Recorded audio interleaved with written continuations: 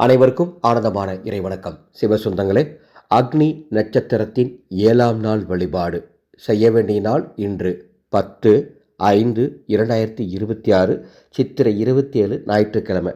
நான் சொல்லும் இந்த வழிபாட்டை இன்று செய்தீர்கள் என்று சொன்னால் உங்கள் மனக்கவலைகள், மன கஷ்டங்கள் அத்துணையும் நீங்கி மன நிம்மதி உங்களுக்கு கிடைக்கும்.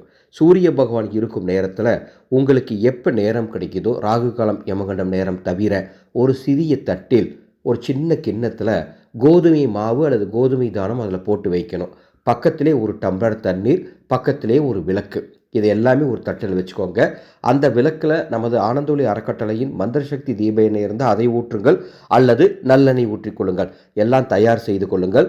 நான் கோதுமை வைக்க சொல்லியிருந்தேன் இல்லையா, கோதுமை மாவாக இருந்தால் கோதுமை மாவாகவும் வைக்கலாம், அல்லது கோதுமை தானியமாக வைக்கிறதா இருந்தாலும் முழு தானியத்தை வைக்கலாம். கொஞ்சமாக ஒரு சின்ன கிண்ணத்தில் இதெல்லாம் ஒரு தட்டில் வச்சு சூரிய பகவானை பார்த்து 3 முறை தீப ஆரத்தி காட்டிட்டு, ஓம் செஞ்சுடர் ஞாயிறே போற்றிவோம், ஓம் செஞ்சுடர் ஞாயிறே போற்றிவோம் அப்படின்னு 11 முறை இன்னைக்கு சூரிய பகவானை பார்த்து சொல்லி சூரிய பகவானுக்கு ஆரத்தி காட்டி வழிபாடு பண்ணிட்டீங்கன்னா மன நிம்மதி கிடைக்கும்.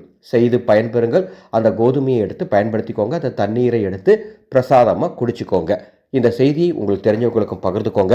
ஒரு அறிவிப்பு: 2/6/2026 குரு பகவான் மிதுன ராசியிலிருந்து கடக ராசிக்கு பயிற்சி ஆகிறாரு. எனவே மேசம், ரிஷபம், மிதுனம், சிம்மம், துலாம், தனுசு, மகரம், கும்பம் ஆகிய ராசிக்காரர்களுக்கு பண விரயங்களும் பண கஷ்டங்களும் வர வாய்ப்பு இருக்கு. எனவே நமது அறக்கட்டளை அவர்களுக்காக குரு பகவான் பரிகார ரக்ஷை ஹோமத்தில் வைத்து தரப்போகின்றோம். எந்த கட்டுப்பாடும் கிடையாது. இதை கூட வச்சுட்டா போதும், ஒரு வருடத்துக்கு பாதுகாப்பு தரும். இந்த ரக்ஷை உங்களுக்கு வேணும்னா மேலே உள்ள வாட்ஸ்அப் எண்ணுக்கு தொடர்பு கொள்ளுங்கள். ஆனந்த மலரட்டும், ஆனந்த ஒளி பரவட்டும்.